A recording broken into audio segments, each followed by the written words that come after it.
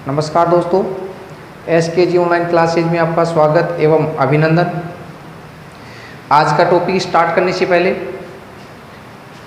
आप हमारे चैनल्स को सब्सक्राइब करें, लाइक करें और अधिक से अधिक शेयर करें ताकि अधिक से अधिक विद्यार्थियों तक ये वीडियो पहुँचे और इसका वो लाभ उठा सके। तो आज की इस वीडियो में हम टॉपिक ले रहे हैं, क्लास 10 का टॉपिक है लेसन 6 रासायनिक अभिक्रिया एवं समीकरण, केमिकल रिएक्शन एंड इक्वेशंस।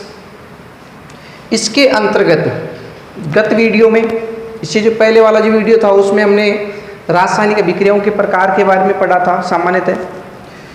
इस वीडियो में हम टॉपिक ले रहे हैं मंद एवं तीव्र अभिक्रिया, फास्ट एंड स्लो रिएक्शंस, उत्क्रमणीय एवं अनुत्क्रमणीय अभिक्रिया, रिवर्सिबल एंड इरिवर्सिबल रिएक्शंस और उदासीनीकरण अभिक्रिया, न्यूट्रलाइजेशन रिएक्शंस। इन 3 टॉपिक के ऊपर हम इस वीडियो में बात करेंगे।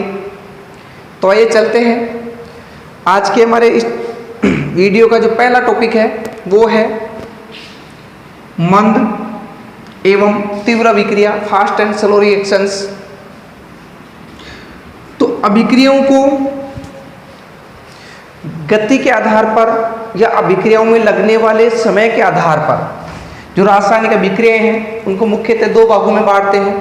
एक होती है मंद अभिक्रिया, दूसरी होती है तीव्र अभिक्रिया। तो इन दोनों के बारे में हम स्टार्ट करते हैं।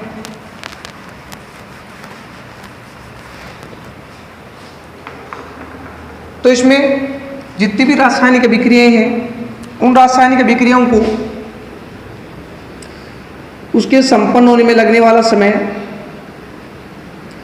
संपन्न होने में लगने वाले समय तथा जो रासायनिक अभिक्रियाएं उनके वेग के आधार पर हम रासायनिक अभिक्रियाओं को मुख्यतः 2 भागों में बांटते हैं। पहली है मंद अभिक्रिया, दूसरी है तीव्र अभिक्रिया। तो हम सबसे पहले मंद अभिक्रिया के ऊपर चर्चा करते हैं कि मंद अभिक्रिया कहते किसे हैं। मंद अभिक्रिया, मंद अभिक्रिया जैसे नाम से स्पष्ट है कि ये अभिक्रिया हैं स्लो, यानी ये अभिक्रियाएं हैं उनका वेग कम होता है और अभिक्रियाओं के संपन्न होने में अधिक समय लगता है, इसीलिए उनका नाम पड़ा मंद अभिक्रिया। तो परिभाषा होगी कि वे रासायनिक अभिक्रियाएं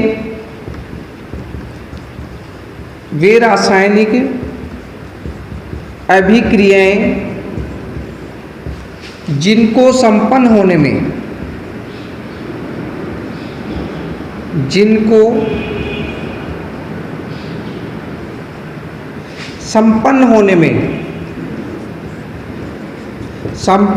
में कई घंटे, कई दिन,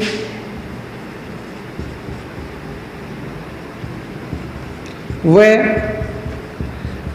कई साल लग जाते हैं।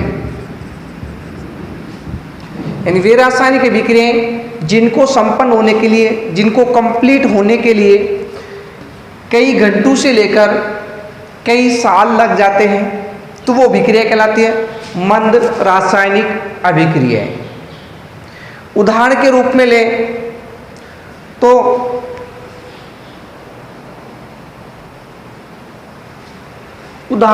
में लें तो लोहे पे जंग लगना,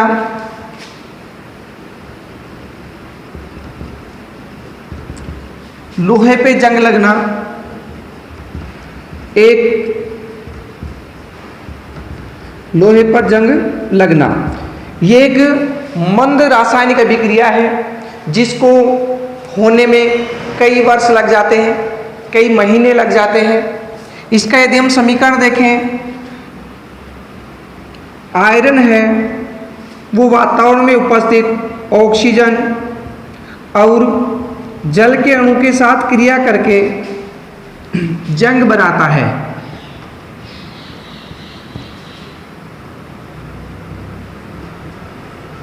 इस समीकरण को संतुलित करने के लिए यहाँ पे 4, यहाँ पे 3 और यहाँ पे 6 और यहाँ पे 2, तो ये एक संतुलित रासायनिक समीकरण हो गई। तो ये अभिक्रिया लोहे पर जंग लगना, ये अभिक्रिया कई महीनों में जाके संपन्न होती है, कई साल लग जाते हैं, तो एक मंद गति की अभिक्रिया हो गई। ये जो फॉर्मूला है वो जंग का फॉर्मूला है। कई बार परीक्षा में पूछते हैं कि लोहे पर जंग लगने की रासायनिक समीकरण उसको लिखिए या फिर जंग का रासायनिक सूत्र लिखिए। तो जंग का रासायनिक सूत्र है फेरिक ऑक्साइड और उसके साथ जल के 3 मॉलिक्यूल्स होते हैं। यदि हम मंद अभिक्रिया के अदर एग्जाम्पल लेते हैं तो दूसरे एग्जाम्पल में अदर एग्जाम्पल्स होते हैं पोटेशियम क्लोरेट KClO3, उसको यदि हम गर्म करते हैं तो KCl पोटेशियम क्लोराइड और ऑक्सीजन बनती है। इसी प्रकार से मंद अभिक्रिया का यदि दूसरा उदाहरण लें तो एसिटिक अम्ल, एथेनॉल, इनकी रासायनिक अभिक्रिया से बनता है A*,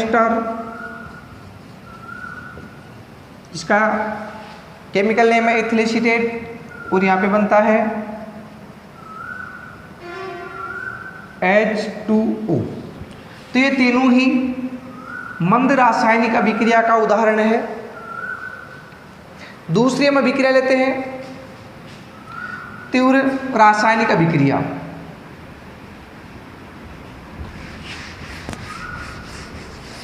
जिस प्रकार से मंद रासायनिक अभिक्रिया के नाम से स्पष्ट है कि इनमें लगने वाला समय ज़्यादा होता है, इसी प्रकार से तीव्र रासायनिक अभिक्रिया,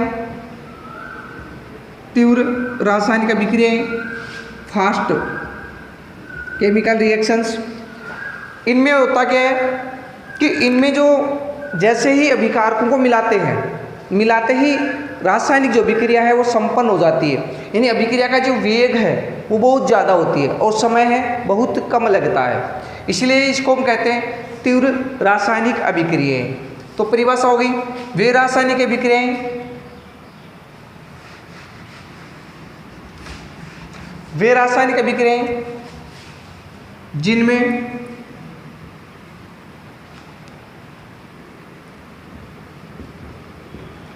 जिनमें अभिकारकों को मिलाने पर तुरंत उत्पाद बनते हैं। यानी जैसे ही हम अभिकारकों को आपस में मिक्स करते हैं, मिलाते हैं, तो उसी समय हमें उत्पाद प्राप्त हो जाता है। अर्थात इनमें लगने वाला समय है, लगने वाला जो समय है वो बहुत कम होता है, बहुत कम। यानी कई रासायनिक अभिक्रियाओं में जो लगने वाला समय है वो 10⁻10 सेकंड या इससे भी कम होता है। और ये अभिक्रियाएं हैं वो तीव्र गति से होती हैं, तीव्र गति से संपन्न होती हैं, तीव्र गति से संपन्न होती हैं। यदि एग्जाम्पल के तौर पर रहे तो ये जो रासायनिक अभिक्रियाएं हैं, तीव्र गति की जो रासायनिक अभिक्रियाएं हैं वो सामान्यतः परबल अम्ल और परबल क्षार के मध्य संपन्न होती हैं। जैसे परबल अम्ल के रूप में ले हाइड्रोक्लोरिक अम्ल, परबल क्षार के रूप में लेते हैं सोडियम हाइड्रोक्साइड, और इनसे जो प्रोडक्ट बनते हैं वो सोडियम क्लोराइड और जल। तो ये एक तीव्र रासायनिक अभिक्रिया है। यदि इसका दूसरा उदाहरण लेते हैं तो वह है सिल्वर नाइट्रेट। सिल्वर नाइट्रेट की अभिक्रिया यदि हम हाइड्रोक्लोरिक अम्ल से करवाएं तो जैसे ही इन दोनों को मिक्स करते हैं, सिल्वर नाइट्रेट को और हाइड्रोक्लोरिक अम्ल को जैसे ही मिक्स करते हैं, हमें सिल्वर क्लोराइड का श्वेत अवक्षेप प्राप्त होता है। तुरंत श्वेत अवक्षेप है, यानी श्वेत ठोस पदार्थ है, वो जिस पात्र में हम फ्लास्क में, टेस्ट ट्यूब में इनको मिक्स कर रहे हैं, इनके पहनने में हमें श्वेत अवक्षेप या ठोस पदार्थ है वो दिखाई देगा। प्लस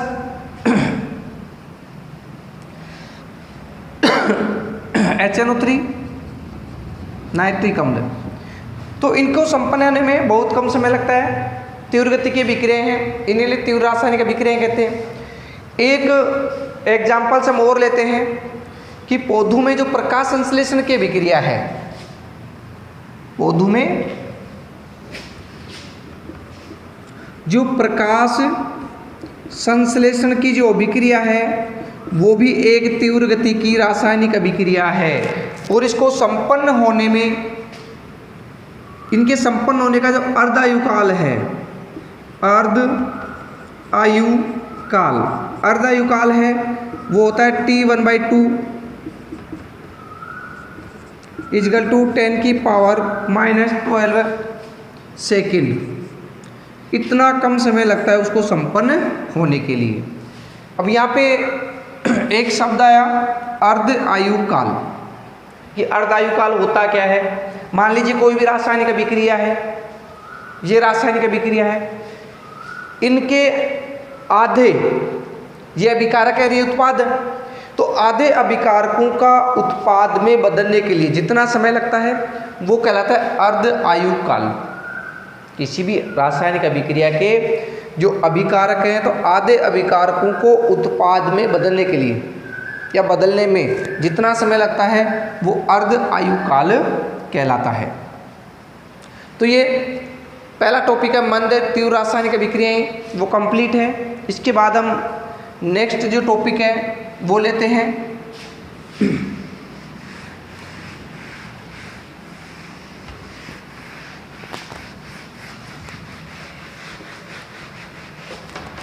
नेक्स्ट टॉपिक है वो अपना है उत्क्रमणीय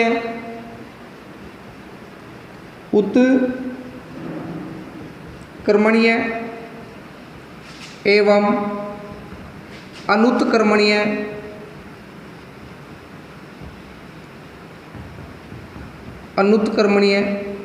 अभिक्रियाएं।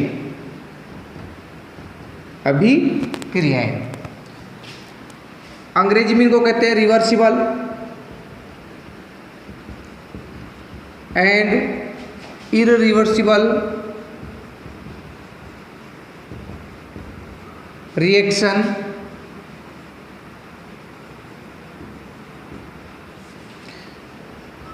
तो उत्क्रमणीय और अनुत्क्रमणीय रासायनिक अभिक्रियाएं क्या होती हैं, इनके उदाहरण कौन कौन से हैं वो देखते हैं। तो सबसे पहले लेते हैं उत्क्रमणीय अभिक्रियाएं।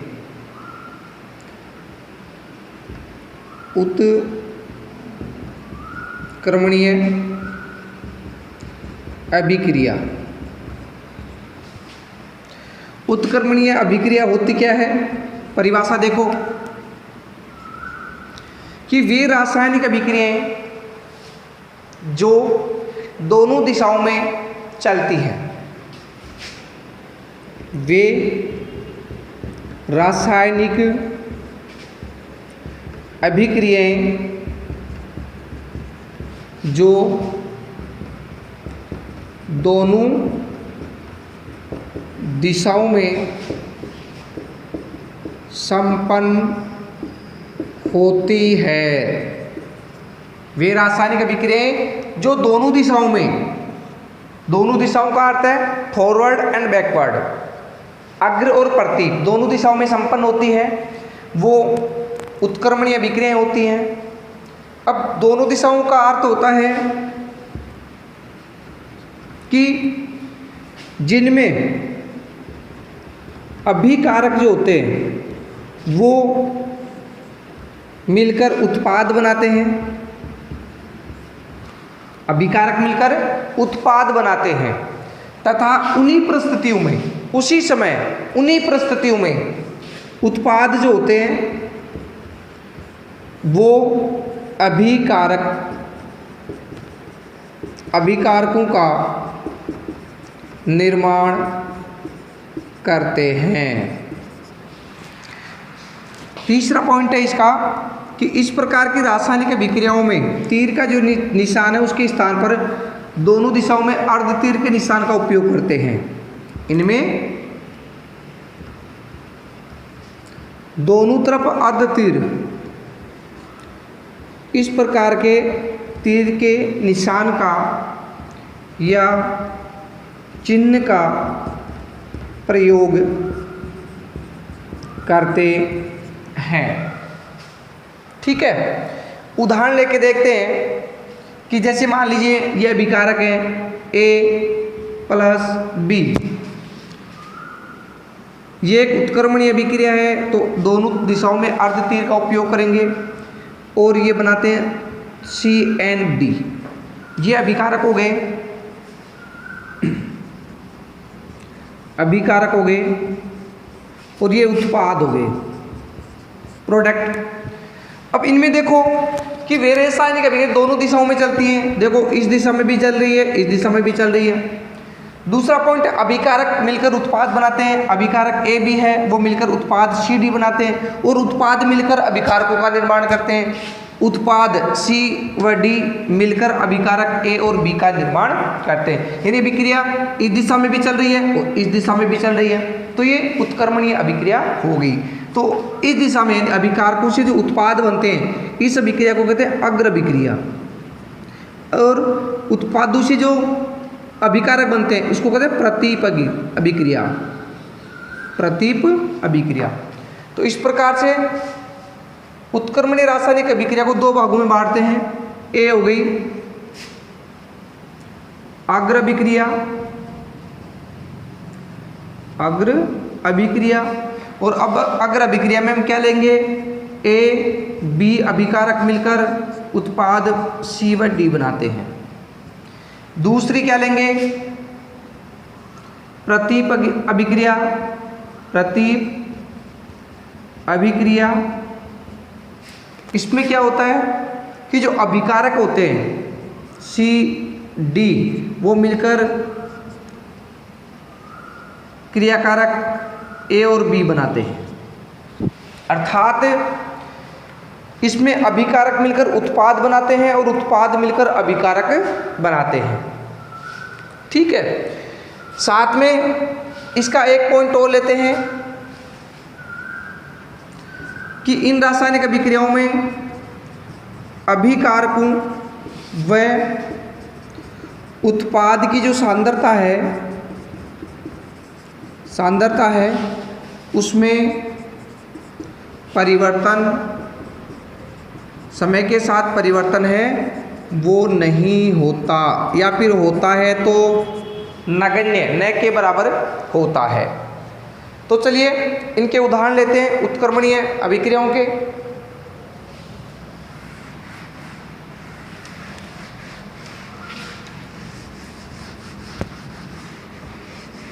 इनके उदाहरण लेते हैं।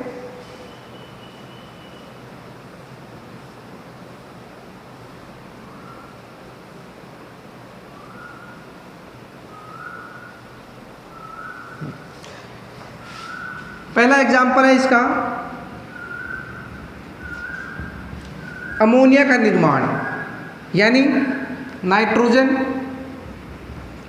और हाइड्रोजन मिलकर बनाते हैं अमोनिया, NH3, इसको संतुलित करते हैं। अब यहाँ पर उन्हीं परिस्थितियों में और उसी समय अमोनिया है, उनका विघटन होकर हाइड्रोजन और नाइट्रोजन गैस बनती है। दूसरा इसका एग्जाम्पल है जल, कार्बोनिक अम्ल है, वो मिलकर हाइड्रोनियम आयन, कार्बोनिक आयन बनाते हैं। उन्हीं परिस्थितियों में हाइड्रोनियम आयन और कार्बोनिक आयन है, वो मिलकर हाइड्रोजन जो कार्बोनेट आयन है वो मिलकर जल और कार्बनिक अम्ल का निर्माण करते हैं। तो ये उत्क्रमणीय अभिक्रियाओं के एग्जाम्पल्स हो गए। अगली अपनी अभिक्रिया है अनुत्क्रमणीय।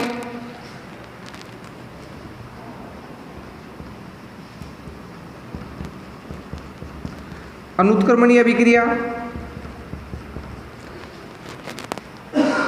इसको कहते हैं इरिवर्सिबल रिएक्शंस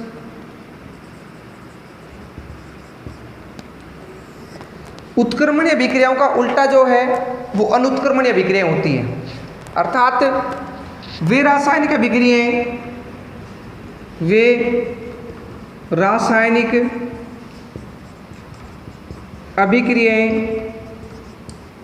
जो केवल एक ही दिशा में संपन्न होती हैं, अर्थात इसमें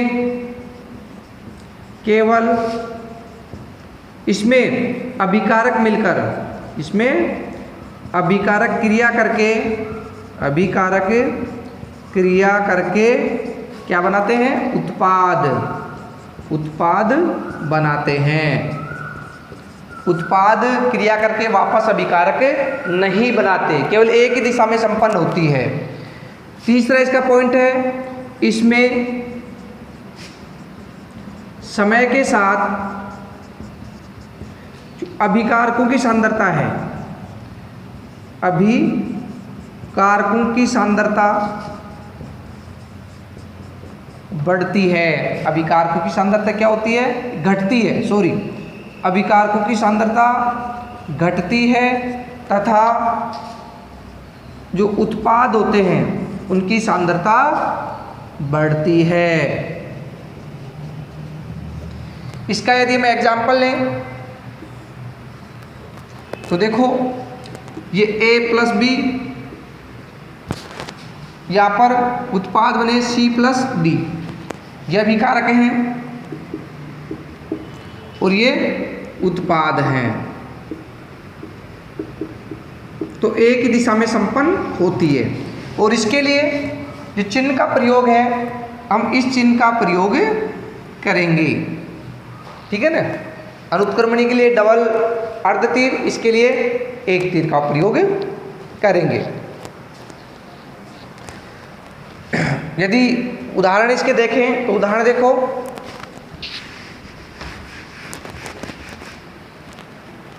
उदाहरण के रूप में है कि कार्बन है वो ऑक्सीजन के साथ क्रिया करके कार्बन डाइऑक्साइड गैस बनाता है, लेकिन कार्बन डाइऑक्साइड है वो विघटित होकर या कार्बन डाइऑक्साइड गैस से वापस कार्बन और ऑक्सीजन गैस कभी नहीं बनती। ये केवल अग्र दिशा में ही संपन्न होती है, एक ही दिशा में संपन्न होती है। दूसरा है मेथेन है, उसकी ऑक्सीजन के साथ क्रिया करवाते हैं तो कार्बन डाइऑक्साइड गैस और जल के अणु का निर्माण होता है। तो यहाँ पर भी देखो कि मेथेन और ऑक्सीजन मिलकर कार्बन डाइऑक्साइड और जल के अणु बनाते हैं, लेकिन ये दोनों मिलकर वापस इन दोनों का निर्माण नहीं कर पाएंगे, इसीलिए ये भी अनुत्क्रमणीय अभिक्रिया का उदाहरण है। तीसरा अपना पॉइंट है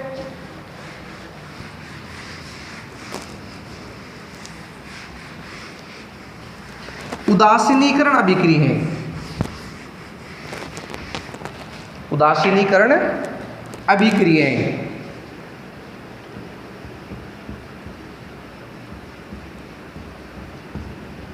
उदासीनीकरण अभिक्रियाएं अंग्रेजी में कहते हैं न्यूट्रलाइजेशन रिएक्शंस।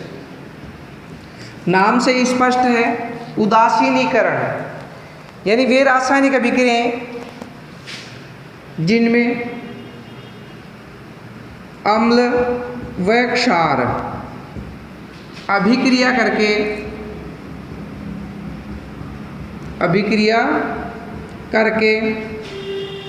अपने अपने गुण खोकर, या आप डायरेक्ट लिख दो कि वे रासायनिक अभिक्रियाएं जिनमें अम्ल व क्षार अभिक्रिया करके लवण व जल बनाते हैं वह उदासीनीकरण अभिक्रिया कहलाती है। उदासीनीकरण अभिक्रिया में अम्ल व क्षारक अपने जो मूल गुण होते हैं उनको खो देते हैं, त्याग देते हैं। ठीक है, तो दूसरा इसका पॉइंट होगा कि अम्ल क्षार है अपने अपने मूल गुण जो होते हैं वो त्याग देते हैं और लवण और जल बनाते हैं। इनमें क्या होता है कि इन रासायनिक अभिक्रियाओं में जो अम्ल होते हैं उनसे हाइड्रोजन आयन और जो क्षार होते हैं उनसे हाइड्रोक्सिल आयन है वो क्रिया करके जल के अणु का निर्माण करते हैं। सामान्यतः उदासीनीकरण अभिक्रियाओं में ये बात है वो इम्पोर्टेंट है कि अम्ल से हाइड्रोजन आयन और क्षारक से हाइड्रोक्सिल आयन है वो क्रिया करके जल के अणु का निर्माण करते हैं। अब इनको हम 3 पार्ट में विभाजित करते हैं कि यदि पहला है कि प्रबल अम्ल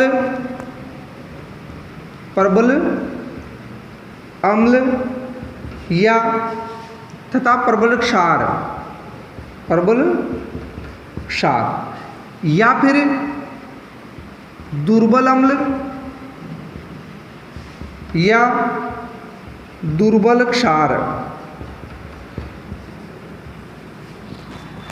इनकी क्रिया होती है तो बनते हैं लवण व जल।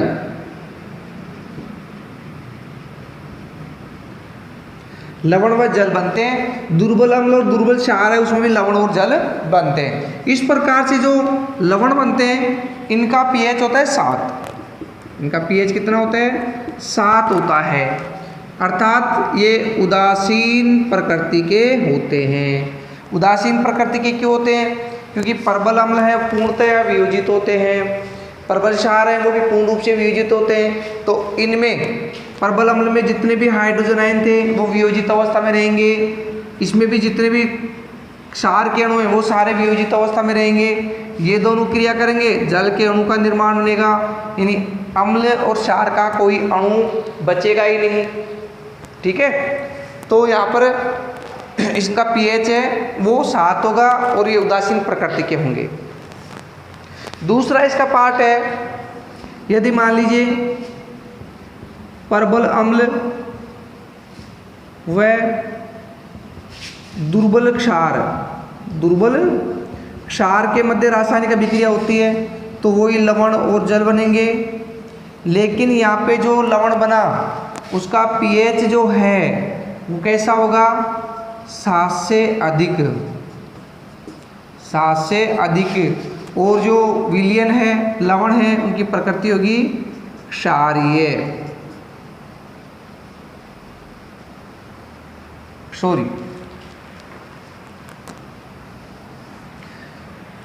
यहाँ पे जो लवण बने यहाँ पे जो विलयन बना उनका पीएच होता है 7 से कम, और जो लवण है उनकी प्रकृति होगी अम्लीय। ऐसा क्यों होता है? ऐसा इसलिए होता है क्योंकि प्रबल अम्ल है वो पूर्णतः वियोजित होकर हाइड्रोजन आयन देते हैं, तथा क्षार होते हैं वो पूर्णतः वियोजित नहीं होते। दुर्बल क्षार है तो पूर्णतः वियोजित नहीं होते, ठीक है ना। तो विलयन में कुछ हाइड्रोजन आयनों की जो है वो बच जाता है, कुछ अम्ल के अणु हैं वो बच जाते हैं, ठीक है ना। इस कारण बनने वाला जो विलयन है वो अम्लीय प्रकृति का होगा। विलयन में कुछ आयन जो हैं वो हाइड्रोजन के बच जाते हैं। क्यों बच जाते हैं? क्योंकि यहाँ पे जितने मोल हमने अम्ल के लिए, जितनी मात्रा अम्ल के लिए उतनी ही मात्रा हमने क्षारक के लिए, ये पूर्णतः आयोजित तो वियोजित हो गए, ये पूर्णतः वियोजित नहीं हुई, ठीक है। तो कुछ मात्रा में विलयन में है हाइड्रोजन आयन जो हैं वो बच जाते हैं, इस कारण इनका पीएच 7 से कम होगा और प्रकृति होगी अम्लीय। तीसरी संभावना लेते हैं।